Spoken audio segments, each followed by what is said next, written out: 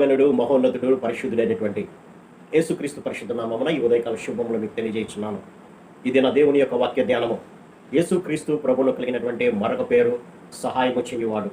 యెషయా గ్రంథము 41వ అధ్యాయము 10వ వచనం. అవును ప్రియులారా, దేవుడు మనకు సహాయం చేసేటువంటి వాడిగా ఉంటున్నాడు.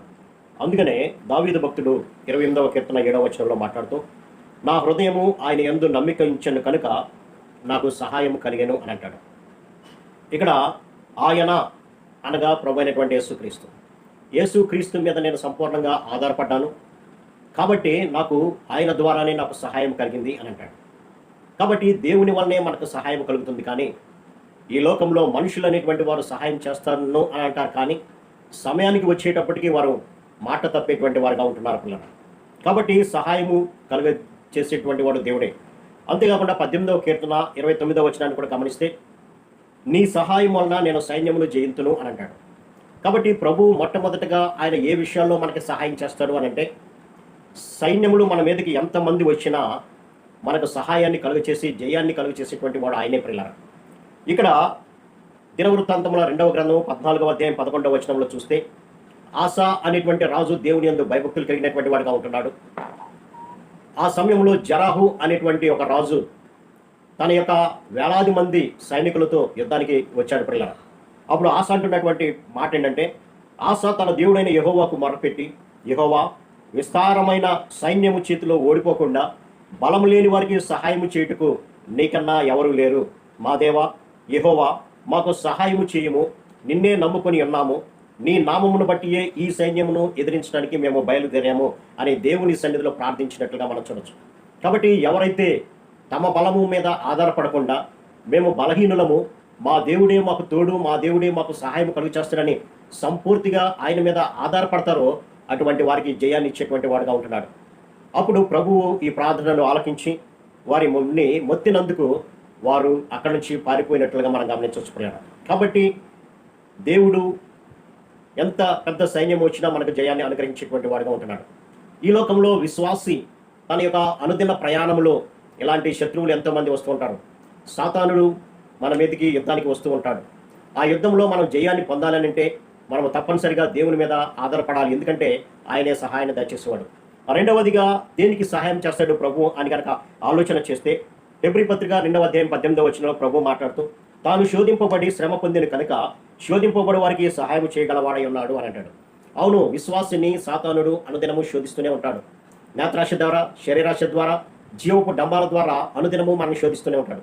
ఆదామును నేత్రాశ ద్వారా శోధించాడు ప్రియులారా. అలాగే ప్రభువును కూడా 40 దినాలు ఉపవాసం ఉండి ప్రభు దేవుని సన్నిధిలో బలం పొందుకున్న తర్వాత సాతానుడు ఈ శరీరాశ, నేత్రాశ, జీవపు డంబాల ద్వారా ప్రభువుని శోధించాడు. నీవు ఆకలిగా ఉన్నావు కదా, నీవు దేవుడు అయితే ఈ యొక్క రాళ్లను రొట్టెలుగా చేసుకొని తినమని శోధించాడు. నీవు దేవుని కుమారుడు కదా, పైనుంచి కిందికి దూకితే దేవదూతలు నిన్ను కాపాడుతారు కదా అని శోధించాడు.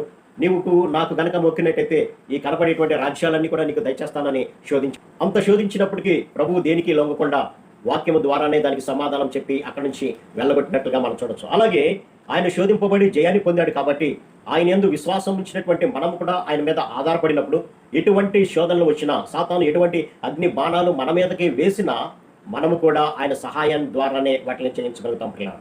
ఇక మూడవదిగా కనుక మనం చూసినట్లయితే రోమపత్రిక 8వ అధ్యాయము 26వ వచనాన్ని కూడా గమనిస్తే, అటువలే ఆత్మయు మన బలహీనతను చూచి సహాయం చేయించున్నాడు.